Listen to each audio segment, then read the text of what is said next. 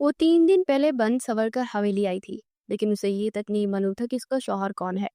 हवेली की औरतों ने उससे हवेली का सारा काम करवाया। उसका जिस्म दर्द से चूर था। रात को नौकर उसे छूने की कोशिश करता। तभी वो इस रात वो हवेली के एक बंद कमरे में छुपकर सो गई।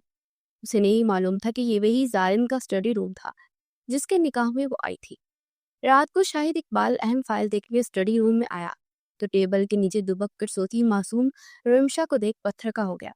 पहली बार इतनी मासूमियत और हुस्न देखकर वो नरम पड़ा। जैसे उसने रिमशा को नरमी से बाहर निकालना चाहा, वो रोती हुई चीखी, खबरदार जो मेरे पास पे है, वरना देखना आज मैं अपने शौहर को तुम्हारे बारे में सब कुछ बता दूंगी। मासूम सी रिमशा एक बार फिर खौफ के मारे एक तरफ सिमट गई, जबकि नौकर रहीम ने इसे अपने करीब करने की कोशिश की। उसकी नजरों में खबासत थी। वो रिमशा के हसीन वजूद को खबीस नजरों से देख रहा था। उसकी धमकी सुनकर वो जहरीली हंसी हंसा और तंजिया लहजे में बोला, अच्छा, ये बताओ तुम्हारा शौहर कौन है? क्या तुम्हें पता भी है कि तुम्हारा शौहर कौन है? अगर तुम्हें हकीकत मालूम हो जाए तो तुम ये फजूल बातें कभी जुबान पर ना लाओ।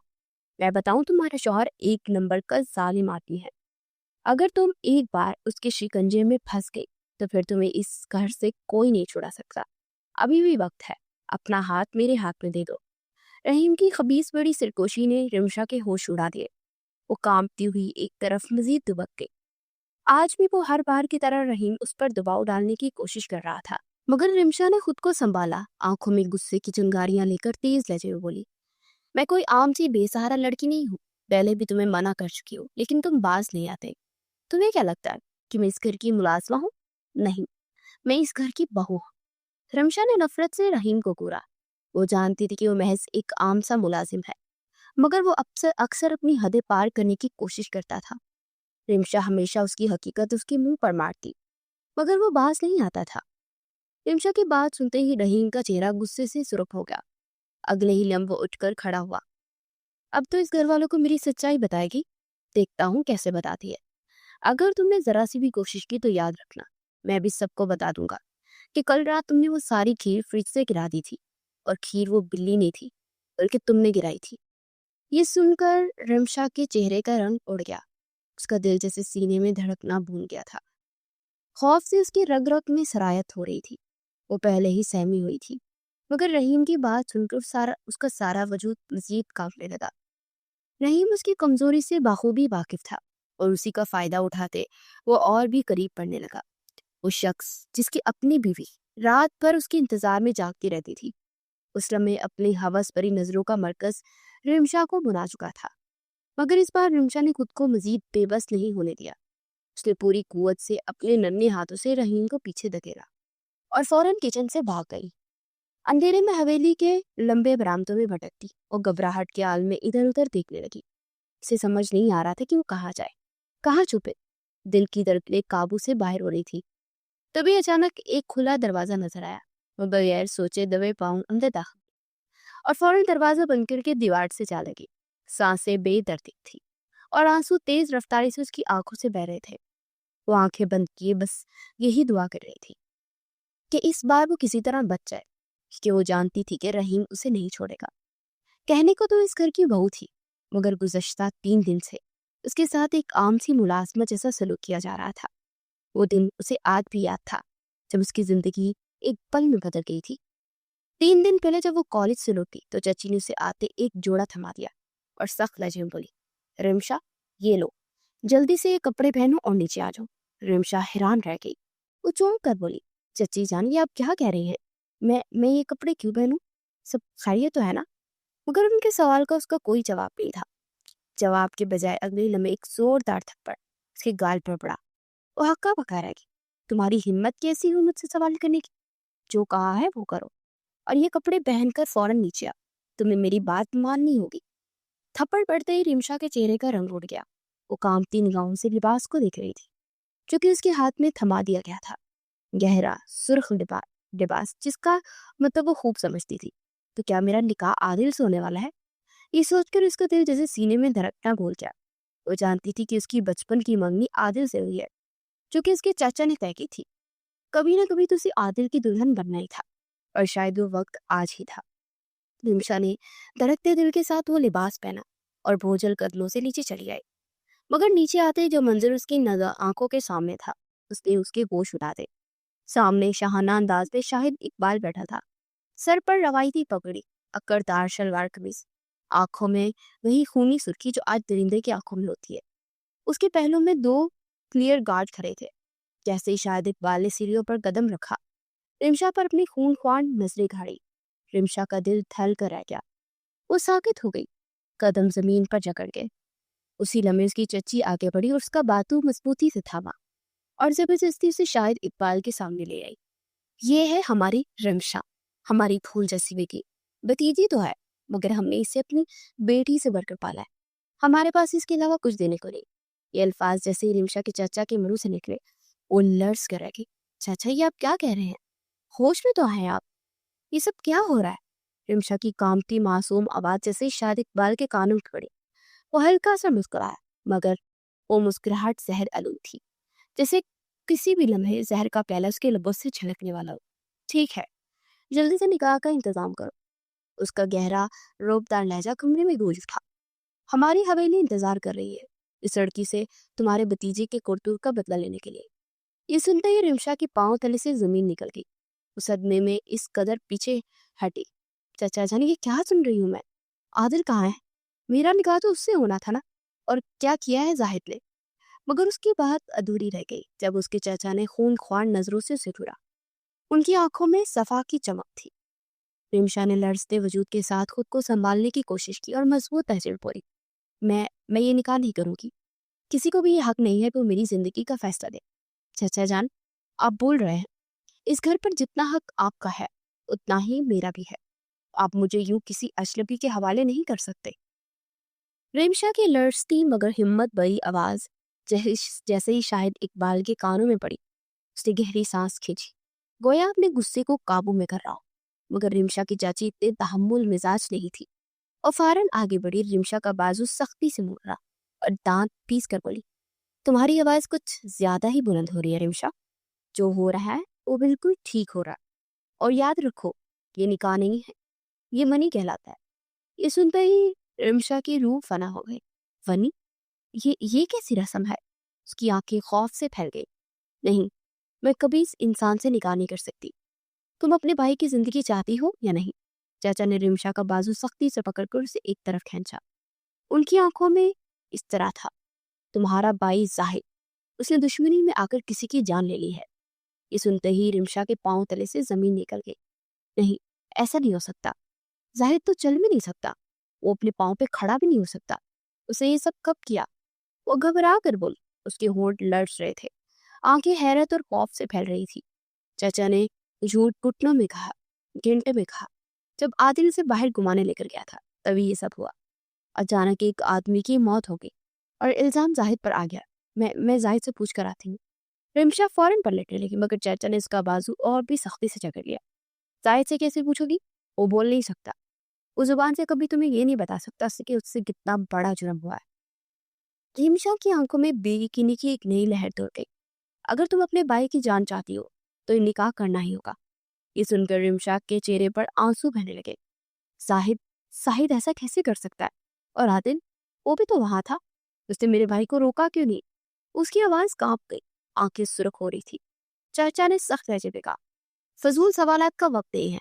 शाहिद इकबाल यहाँ अपने भाई के कत्ल का बदला ले आया है और उसके हाथ में बंदूक है। सिर्फ आधे घंटे बाद वो तुम्हारी भाई की जान भी ले सकता है। रिमशा का जिस्म जैसे बेजान हो गया। लेकिन अगर तुम चाहो तो अपने भाई को बचा ले सकती हो। अगर तुम बहन होने के नाते इतनी सी कुर्बानी नहीं दे सकती तो बस कुछ वक्त के लिए इसके घर चली जा। चाचा के अल्फाज हथौड़े की तरह उसके दिल पर बरसे। उसे कुछ नजर नहीं आ रहा था, दिमाग सुन हो चुका था। और फिर उसे कमरे में ले जाया गया। दरवाजा बंद हुआ और उसके वजूद में जैसे किसी ने कैद कर दी। कुछ देर बाद कमरे के दरवाजे पर दस्तक हुई। रिमशा का दिल जोर जोर से धड़का। जानती थी कि अभी निकाह नहीं तो इसका निकाह किस इंसान के साथ हो रहा है। उसके सामने निकाहनामा रखा गया। उसने आओ देखा न ताओ फिर दस्तक कर दी। और भी सोच ही रही थी कि अचानक एक मुलाजमा आई उसे साथ लेगी। हवेली की दहलीज पर कदम रखते दिल की धड़कन मजीद तेज हो गई। सर्दी की एक लहर उसकी रीढ़ की हड्डी में दौड़ गई। एक सख्त धमाकेदार आवाज उसके कदम जकड़ लिए, रुको। और वहीं खड़ी रह गई।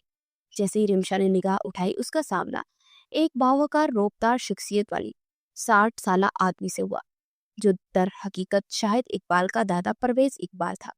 लड़की किधर जा रही हो? ये सुनकर रिमशा घबरा गई, जल्दी से बोली, मैं अपने शौहर के साथ जा रही हूँ। ये सुनते ही परवेज इकबाल का चेहरा गुस्से से लाल हो गया। उसकी आंखों में शोले भड़क उठे। किस शौहर के साथ? कौन है तुम्हारा शौहर? उसने एक नजर शाहिद इकबाल पर डाली, जो अपनी जगह इसी तरह अकड़ा कर खड़ा था, जैसे उसकी गर्दन में सरिया फिट हो। उसने एक पल के लिए भी रिमशा पर नजर नहीं डाली थी, जिससे वो वहां मौजूद ही ना हो। रिमशा ने बेयकीनी बड़े अंदाज में सर झुका कर कहा, ये मेरे शौहर हैं। तभी एक औरत ने आगे बढ़कर रिमशा को खींचकर अपने करीब किया। उसकी आंखों में नफरत और होंठों पर जहर पड़ा था। खबरदार, मेरे बेटे को अपने शौहर बनाने की कोशिश भी मत करना। तुम कभी इस घर की बहू नहीं बन सकती। तुम बनी हो, और तुम्हारे साथ वही होगा जो हमारे खानदान की रवायत कहती है। रमशा की आंखों के आगे अंधेरा छाने लगा। उसके पांव तले से जमीन निकल गई। तभी एक धीमी मगर मजबूत आवाज सुनाई दी, दादाजी, अगर आप इजाजत है तो क्या मैं इस लड़की को ले जा सकती? रिमशा ने चौंक कर देखा। यह वही औरत थी जिसका चेहरा सर्द पड़ चुका था। आंखों में गम और तकलीफ थी।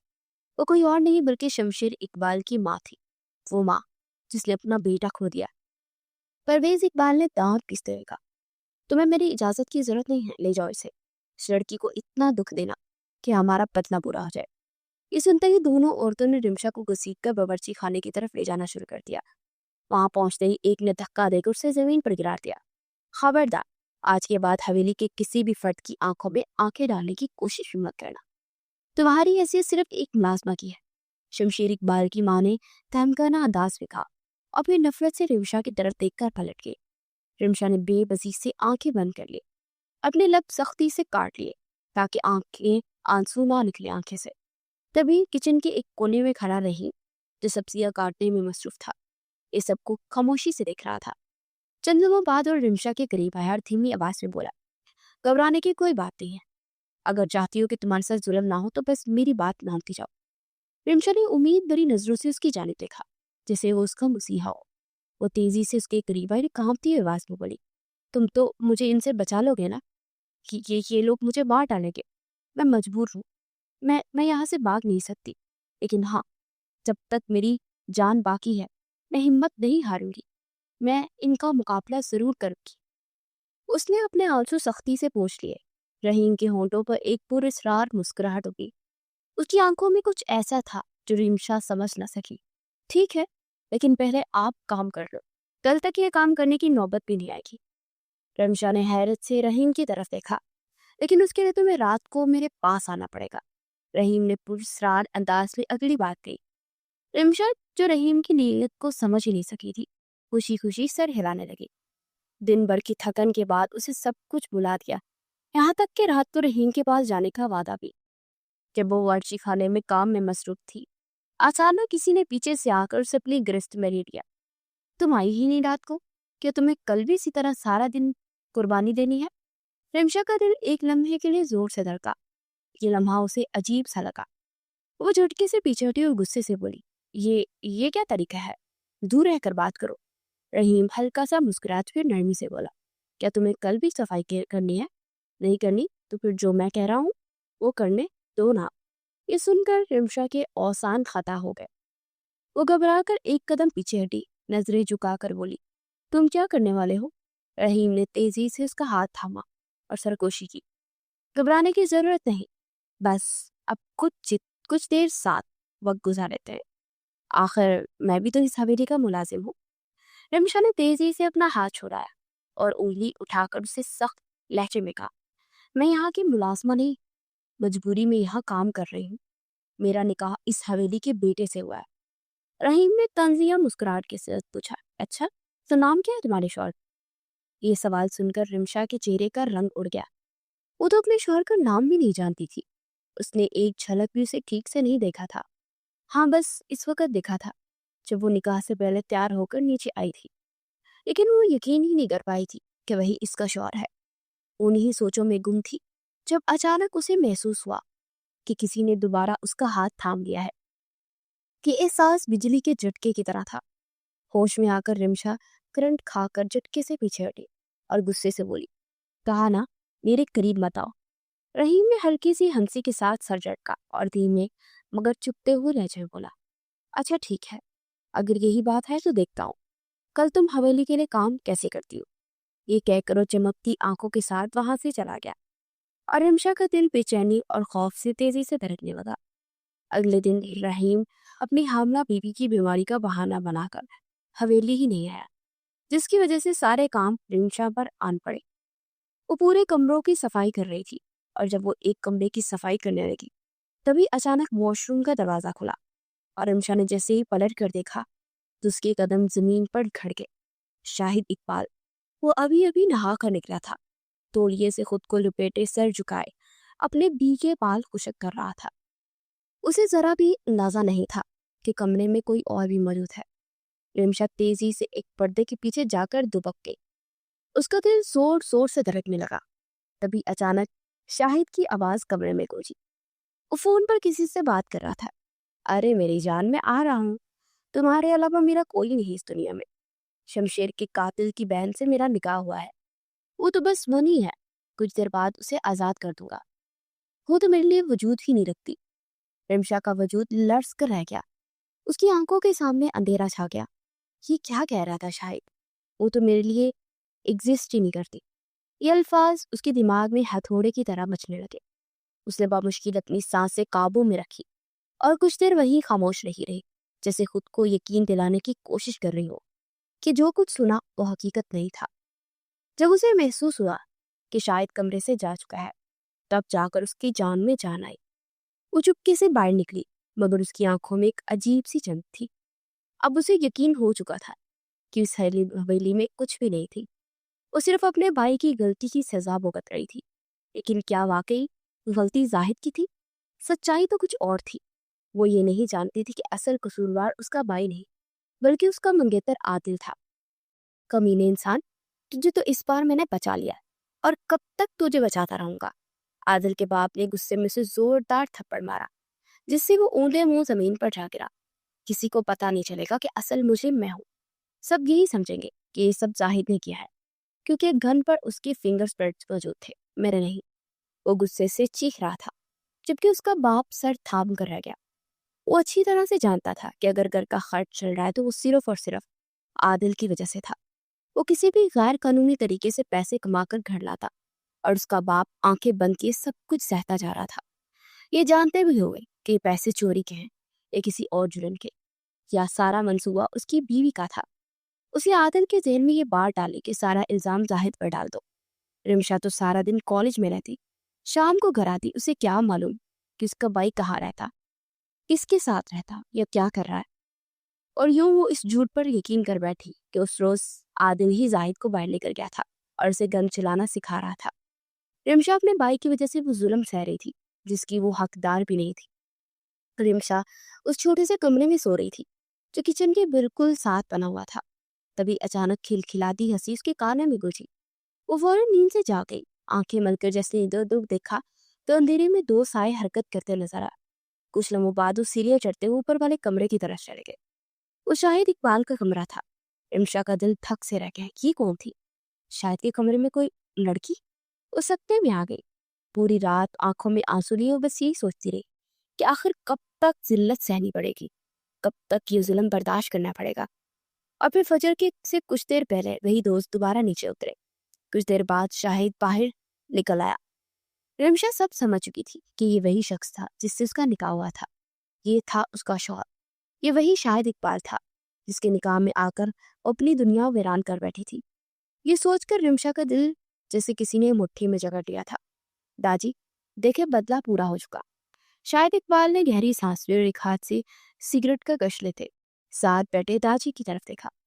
आप लोगों ने इस पर जितना जुल्म करना है कर लिया, अब मैं इसे आजाद करना चाहता हूँ। सामने बैठे दाजी ने सर थाम लिया, जैसे ही सुनने की तवक्का ना हो। हरगिज नहीं। दाजी की गहरी सख्त आवाज गूंजी। अभी नहीं, अभी इस पर इतना जुल्म नहीं हुआ कि वो टूट जाए। तुमने इसकी हिम्मत देखी है?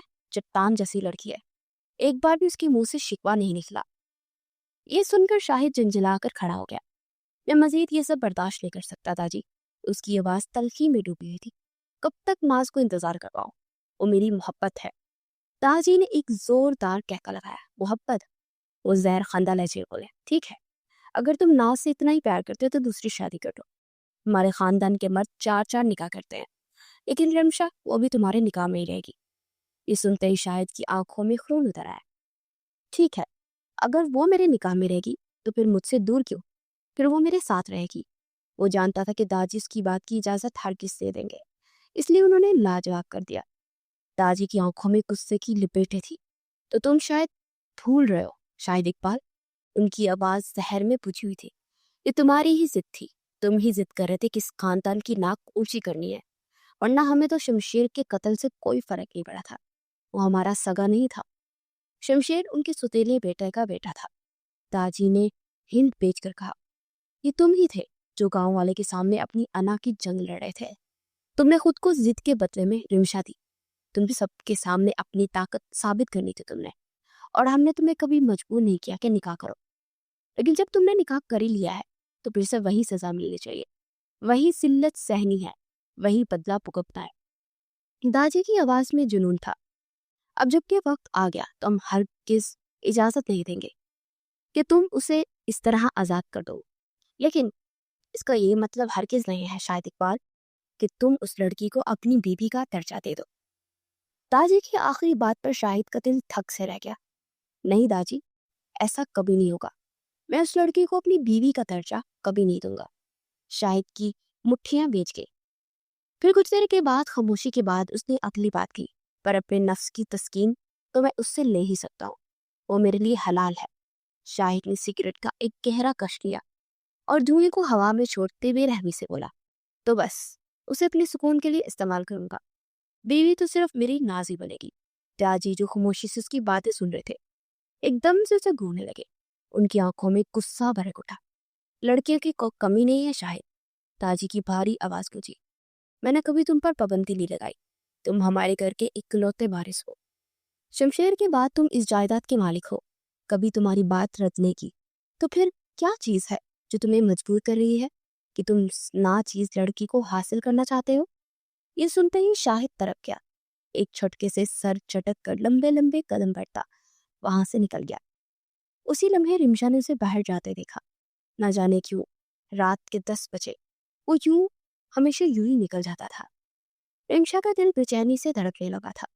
यही वक्त होता था जब वो अक्सर नींद में होती और तभी उसे खिलखिलाने की आवाजें आती। वही नरम सी हंसी जो उसके दिल पर छुरियों की तरह चलती थी। और वो जब भी वो देखती तो शायद के साथ वही लड़की होती। रिमशा के दिल में जैसे कुछ टूट कर बिखर गया था। नहीं, कभी नहीं। उसने दिल में पुख्ता इरादा कर लिया कि मैं उस शख्स को कभी अपना शौहर नहीं मानूंगी। ये फैसला करते उसकी आंखों में नमी उतर आई थी। उसने कभी ख्वाब में भी नहीं सोचा था कि उसकी होने वाला शौहर ऐसा निकलेगा। वो तो हमेशा आदिल को ही अपने हमसफर के तौर पर देखती आई थी।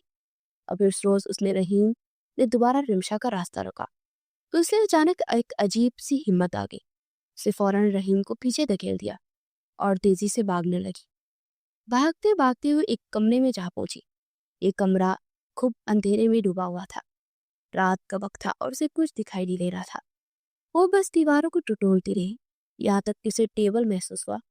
उसे लगा ये कि उसके बचाव के लिए बेहतरीन जगह हो सकती है, तो वो जल्दी से उसके नीचे दुबक गई। उसकी सांसें तेज तेज चल रही थी। दिल बेकाबू होकर धड़क रहा था, मगर जैसे ही वो कुछ देर साकित रही, थकन के मारे उसकी आंख लग गई। दूसरी तरफ शाहिद इकबाल अपने कमरे में गुस्से से अलमारी खोलकर फाइलें देख रहा था। वो जिस फाइल की तलाश में था उसे कहीं नहीं मिल रही थी। गुस्से में उसने मजीद फाइलें बिखेर दी और फिर झिलझिलाता हुआ कमरे से बाहर निकल गया। लंबे लंबे कदम उठाता वो सीधा अपने स्टडी रूम के जाने पड़ा, जहां उसकी तमाम फाइलें तरतीब से रखी हुई थी। कारोबारी मसाइल के बायस वो अक्सर यहाँ आकर फाइलें पढ़ता था, मगर कुछ खास फाइलें उसने अपने कमरे में रखी होती थी। जैसे उसने कमरे में कदम रखा, दरवाजा बंद किया और अलमारी की तरफ पड़ा कि अचानक एक अजीब सी आवाज ने उसे चौंका दिया। ये आवाज कहाँ से आ रही है? वो लम्हा भर के लिए साकित हो गया। ये किसी की खराटे लेने की आवाज थी। हैरत से उसने इधर उधर देखा। फिर अचानक उसकी नजर टेबल के नीचे पड़ी। वहां पर से किसी का दुपट्टा छलक रहा था, नीले रंग का दुपट्टा जो कमरे की हल्की रोशनी में साफ साफ दिखाई दे रहा था। शाहिद के पांव तले से जमीन निकल गई। वो झुककर नीचे देखने लगा। वहां उसकी अपनी ही बीवी बेखबर कहीं नहीं सो रही थी। वो हैरान रह गया, ये क्या क्या कर रही है। वो दूध दबे रंगत की हामिल रमशा, इसकी लंबी स्याह पलकें चेहरे पर बिखरी हुई थी, टेबल के नीचे आराम की नींद सो रही थी, जैसे दुनिया माफिया से बेखबर हो। हल्की रोशनी में उसके चेहरे पर चंद जख्मों के निशान भी नजर आ रहे थे, तो शायद काम के दौरान लगे थे, मगर उसे उनकी कोई परवाह नहीं थी। शाहिद ने पहली बार इतनी गौर से अपनी बीवी को देखा, मगर अगले ही लम्हे उसका चेहरा सख्ती में ढल गया। वो तेजी से आगे बढ़ा, उसका हाथ थमा और एक झटके से अपनी जानिब खींचा। निमिषा की आंख खुल गई, वो घबरा कर चीख पड़ी और सीधा शाहिद के सीने से जा लगी। मुझे कुछ मत करो, देखो मैं इस घर की बहू हूँ, वो कांपते हुए लहजे में बोली। खौफ उसके चेहरे से बाज़ था। खबरदार, जो तुमने मुझे हाथ पे लगाया, मैंने कहा ना मुझसे दूर रहो। रिमशा ने आंखें भीजती और लड़ती हुई आवाज में शाहिद को पुकारती रही, जैसे बस उसी का खौफ उसकी हिम्मत दे रहा था। वो शाहिद के वजूद के साथ लगी सरगोशी में बोल रही थी, खबरदार मेरे करीब मत आना, तुम मेरा कुछ नहीं बिगाड़ सकते, मैं सबको तुम्हारी सच्चाई बता दूंगी। ये सुनते ही शाहिद के खून का रंग उड़ गया। उसके ऊपर की सांस ऊपर और नीचे की नीचे रह गई। उसे यकीन नहीं आ रहा था कि रिमशा के मुंह से वो क्या सुन रहा था। रिमशा ने दोबारा धमकी दी, मैंने कहा मुझसे दूर रहो, मैं सबको बता दूंगी। शाहिद की बर्दाश्त जवाब दे गई थी। उसने एक झटके से रिमशा के दोनों बाजू थामे और जोर से झंझोड़ कर बोला, किसकी बात कर रही हो? ये जरूरत किसने की? किसने तुम्हें हाथ लगाया? वो गुस्से और हैरत के मिले जुले जज्बात के साथ गहरी नजरों से रिमशा को देख रहा था। रिमशा, जो अब तक खौफ और घबराहट में थी, होश में आ गई। उसने अपनी आंखें खोली और सामने खड़े उस लंबे रोबदार शख्स को देखकर साकित रह गई। क्या क्या मैं इसे यूं ही देख रही हूँ? उसके दिलो दिमाग में तूफान बच गया कि यह वाकई शाहिद इकबाल है। वो दिल ही दिल में सोच कर रह गई। शाहिद ने एक बार फिर सख्त लहजे में कहा, मैं तुमसे कुछ पूछ रहा हूँ, सच सच बताओ, किसने तुम्हें छूने की कोशिश की? रिमशा का दिल मजीद कांपने लगा। अचानक वो शाहिद के सीने से जा लगी, जैसे उसे अपनी आखिरी पनाह का मिल गई हो। उजारों की तरह रो रही थी। वो मुझे छोड़ेगा नहीं, वो मुझे तंग करता है, प्लीज मुझे बचा ले, मेरी इज्जत महफूज नहीं। रिमशा ने कांपती हुई आवाज में कहा और शाहिद का कमीज मुट्ठियों में जकड़ ली। आप मेरे शौहर है ना? फिर मैं भी गैर महफूज हूँ। ये अल्फाज सुनकर शाहिद का दिल जोर जोर से धड़का। उसकी सांसें बोझल हो गई। फिर फौरन रिमशा के लड़ते हाथ अपने मजबूत हाथों में थाम लिए और सख्त लहजे में बोला, तुम फिक्र मत करो, मैंने कहा ना कुछ नहीं होगा तुम्हें, बस मुझे सच बताओ, कौन है वो? रिमशा मुसलसल रोई जा रही थी, उसका जिस्म कांप रहा था। शाहिद ने पहली बार उसे इतने करीब से अपनी बीवी को इस हालत में देखा था। वो ना सिर्फ खौफजदा थी, बल्कि मुकम्मल तौर पर टूट चुकी थी। रिमशा के जहन में बार बार यही ख्याल आ रहा था कि सामने खड़ा ये शख्स शाहिद इकबाल उसका शौहर है। निकाह का बंधन उन दोनों को जोड़ चुका था।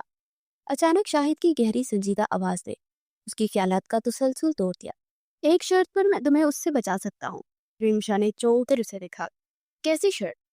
उसने अभी इतना कहा ही था, शाहिद ने एक झटके से उसे अपनी तरफ खींच लिया। तुम्हें हर रात मेरे कमरे में आके सोना होगा। अगर ये मंजूर है तो मैं तुम्हारी हिफाजत करूंगा। आखिर मैं तुम्हारा शौहर हूँ, अभी तुम खुद ही तो कह रही थी। वो उसकी आंखों में झांक कर बोला। हल्की सी मायनी खेज मुस्कुराहट उसके होठों पर थी। ये सुनकर रिमशा एक लम्हे के लिए उलझ गई, फिर आहिस्ता से बोली, ठीक है, आप सही कह रहे हैं, आप मेरे शौहर हैं, मैं आपके पास आ जाया करूंगी, शुक्रिया। रिमशा को लगा जैसे शाहिद इतना भी सख्त दिल नहीं जितना वो नजर आता है। मगर फिर अचानक उसे नाज का ख्याल आ गया और वो बेचैन होकर बोली, फिर उस लड़की का क्या होगा? शाहिद के चेहरे पर एक पल के लिए अजीब सा रंग आया, फिर उसने नजरें चुराते हुए कहा, कौन सी लड़की? किसकी बात कर रही हो तुम? वही जो रोज रात आपके रूम में आती थी। रिमशा ने बगैर इसी झिझक के साफ बात कह दी। शाहिद की आंखों में एक लम्हे के लिए हैरानी आई, फिर उसने गहरी सांस ली। अच्छा, तो तुम मुझ पर नजर रख रही थी? नहीं नहीं, ऐसी कोई बात नहीं, बस मेरी आंख खुल जाती थी जब उसे लेकर आते थे। रिमशा जल्दी से सफाई देने लगी, फिर फौरन बोली, पर अब वो नहीं आएगी ना, क्योंकि अब मैं आपके पास हूंगी। रिमशा की आंखों में एक अजीब सा मान था, जैसे वो मुकम्मल यकीन कर चुकी थी कि शाहिद अब इसका मुहाफिज है। शाहिद ने गहरी नजरों से उसे देखा, जैसे गहरी सोच में डूब गया हो। मैं आपसे कुछ पूछ रही हूँ, पता ही ना? रिमशा बेचैनी से बोली। शाहिद एक पल के लिए खामोशी इख्तियार कर गया, फिर सादा लहजे में बोला, हाँ, वो अब नहीं आएगी। लेकिन याद रखो, अब तुम्हें हर रात मेरे पास आना होगा और तुम मुझे किसी काम से मना नहीं करोगी। रिमशा के लफ्ज सिले के सिले रह गए। वो खामोश हो गई। अचानक शाहिद ने एक झटके से उसे खुद से दूर किया। चलो जाओ यहाँ से। रिमशा चंद कदम पीछे हट गई, फिर ठटक कर रुक गई। मगर मैं कहाँ जाऊंगी? शाहिद ने पेशानी मलती गहरी सांस ली। मेरे कमरे में से जाओ और मेरा इंतजार करो, मैं थोड़ी देर में आता हूँ। ये सुनते ही रिमशा के जिस्म में सुनाटा सा दौड़ गया। दिल की धड़कन जैसे बेकाबू सी हो गई। आहिस्ता आहिस्ता कदम बढ़ाती वो शाहिद के कमरे की जानिब चल पड़ी। रिमशा पहले भी शाहिद के कमरे में गई थी, जब सफाई के दौरान वहां कुछ देर ठहरी थी। मगर उस रात हालात कुछ और थे। वो कब नींद की दोष में बहकर उसके साथ बिस्तर पर सो गई, उसे याद भी नहीं रहा था। शाहिद जब कुछ देर बाद कमरे में आया और अपने बिस्तर पर रिमशा को सोता देखा तो सब कुछ भूल गया। याद था तो बस ये कि उसकी बीवी है। उसके करीब आकर कुछ लम्हे खामोशी से खड़ा रहा, जैसे कोई फैसला करने की कोशिश कर रहा हो। अगली सुबह शोर की आवाज से दोनों को नींद से जगा दिया। ये गलीज लड़की यहाँ क्या कर रही है? तेज आवाज में रिमशा ने आंखें मलते खुद को संभाला और जैसे ही सामने खड़ी शख्सियत को पहचाना, उसके चेहरे का रंग उड़ गया।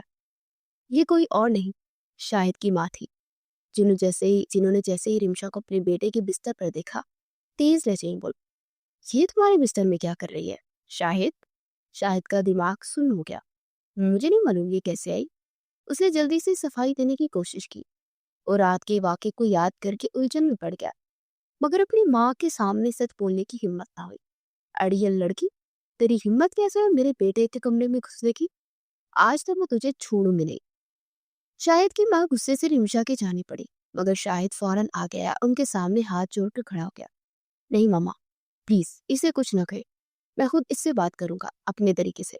फिर वो इंतजार करने वाले अंदाज में बोला, और प्लीज ये बात दादी को मत बताए, वरना वो न जाने क्या समझेंगे। ये सुनकर शाहिद की माँ ने तेज लहजों से बेटे को घूरा, फिर गुस्से से पैर पटकते हुए कमरे से बाहर चढ़ गई। जैसे वो दरवाजे से बाहर निकली, रिमशा तरफ कर शाहिद के करीब आई और उसके सीने से बेखुदी से लगकर बोली, आप आप ये कैसे कह सकते हैं कि मैं आपको कुछ मालूम नहीं? रात को आप खुद मेरे करीब आए थे ना, आप सब भूल गए?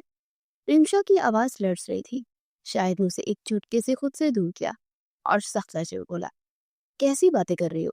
जानती हो ना कि तुम यहाँ बनी के तौर पर आई हो?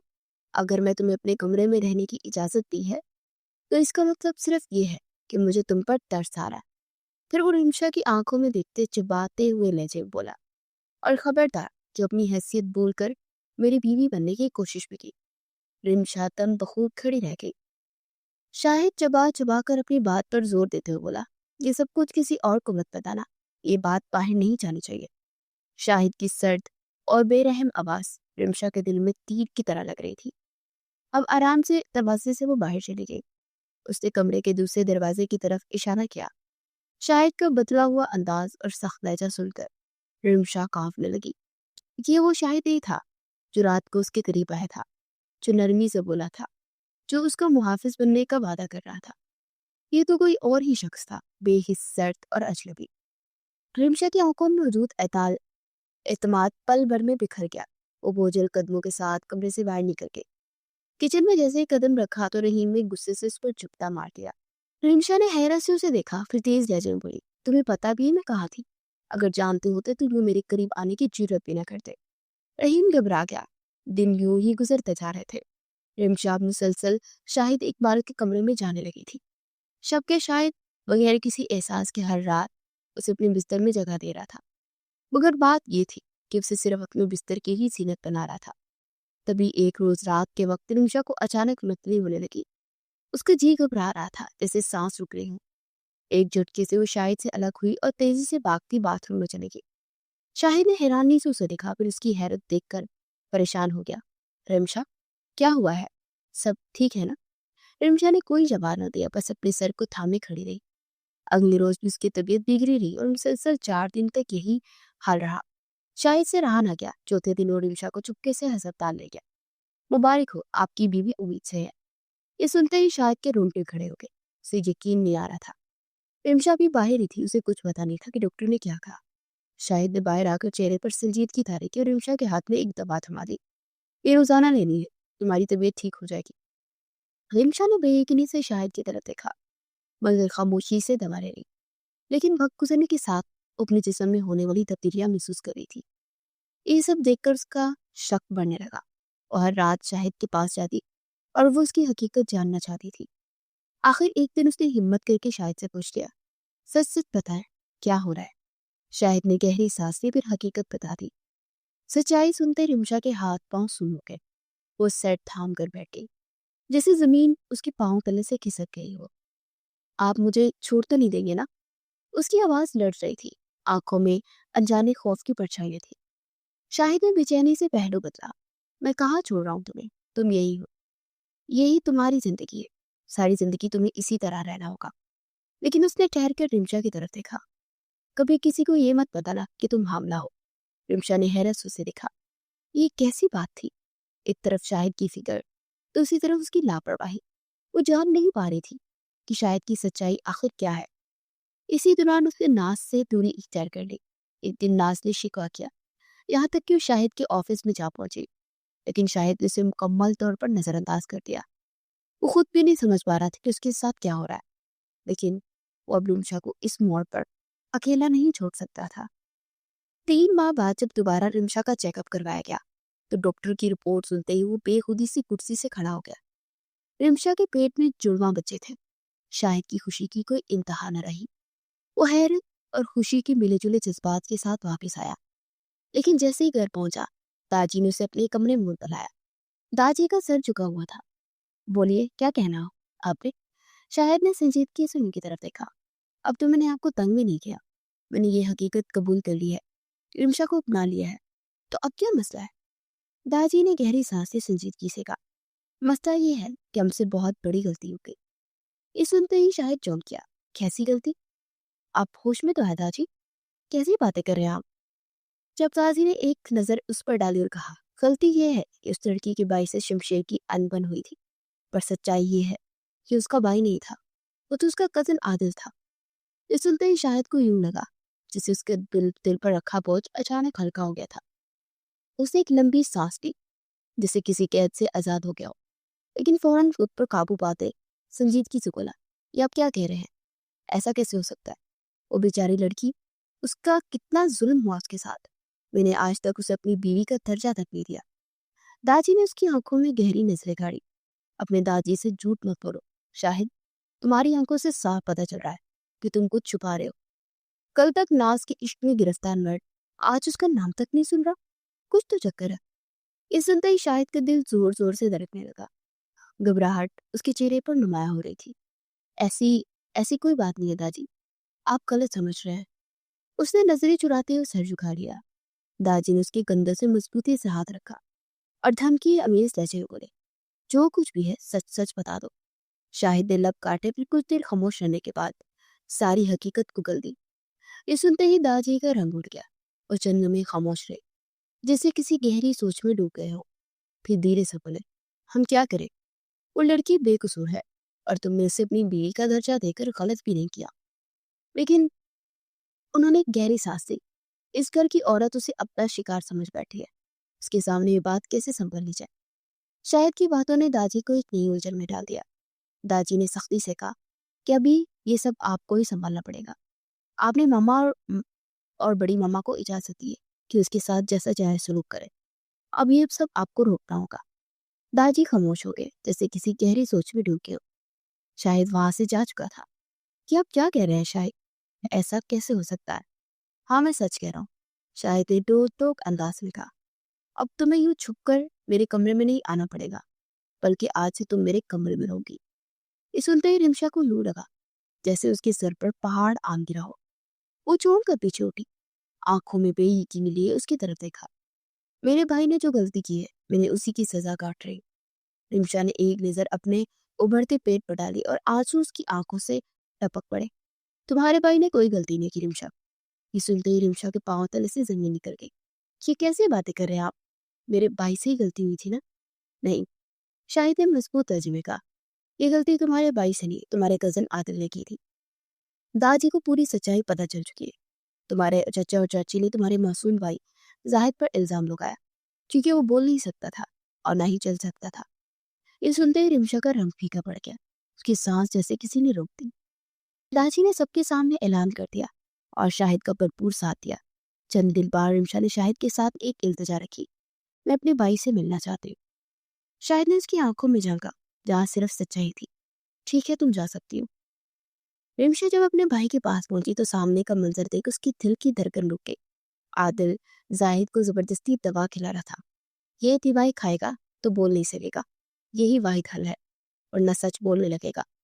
ये कहते हुए आदिल शैतानी हंसी हंस रहा था। रिमशा का जिस्म काम गया, लेकिन वो खामोशी से एक कोने में छुप गई। जैसे ही आदिल वहां से निकला, रिमशा तेजी से अपने भाई के पास की उसे जोर से गले लगा लिया। वो बेखुदी से फूट फूट कर रो रही थी, मगर वो, वो जान चुकी थी कि उसे अब अपने भाई को इंसाफ दिलवाना था।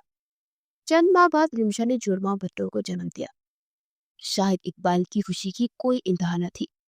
इसी लम्हे उसे एहसास हुआ कि उसे रिमशा से मोहब्बत कब और कैसे हुई। उसे खुद भी पता नहीं चला।